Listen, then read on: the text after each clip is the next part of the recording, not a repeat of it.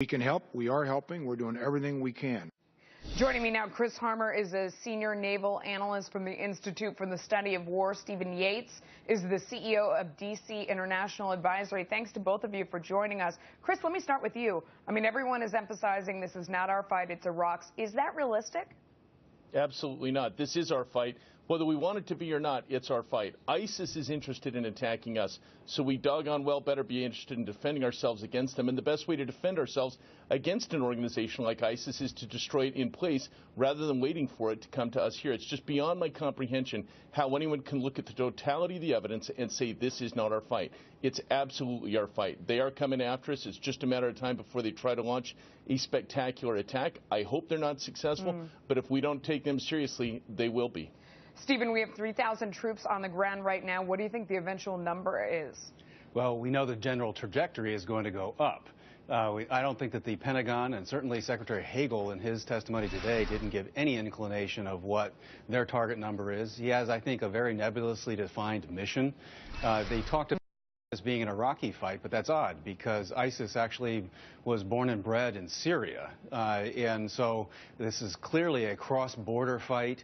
I don't think we have any handle on where the troop levels are going to go, and the war itself is not moving in the right direction. And it's one that takes money on both sides. Secretary Hagel talking today about cutting off ISIS's money. Listen to that.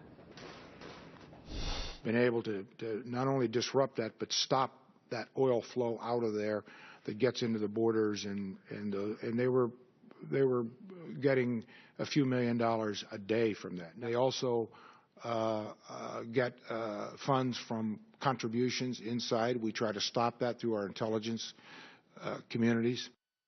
I don't know, Chris, are we doing that effectively? Not in the least. I mean, you talk about strategic incoherence. I think Stephen used the word nebulous, which is about the most charitable word you can use to describe the U.S. approach so far.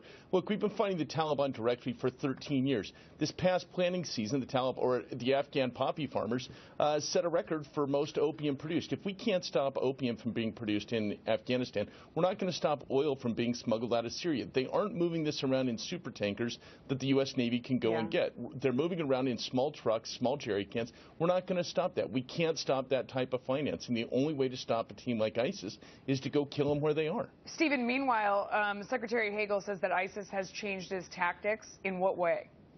Well, I'm not sure he knows what way they've changed their tactics. I mean, really, they have taken territory, they've controlled it, they have taken some hits from us from the air, but basically they have moved and adapted to the battle space that we've presented, and they haven't diminished their capabilities. So there's questions about whether cities on the Iraq-Syria border will fall or not.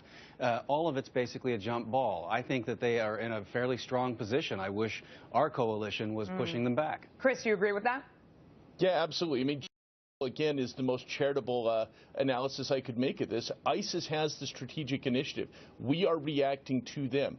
That ultimately winds up with them winning their strategic objectives. If we say that ISIS is an Iraqi problem, what we are essentially saying is that the entire Syrian homeland of ISIS is off limits for consequential U.S. strikes. If that's the case, then ISIS will melt back into the civilian population. There's some indication they've already done that. Then they become a terrorist organization that we can't separate out from the civilians. Gentlemen, thanks to both of you.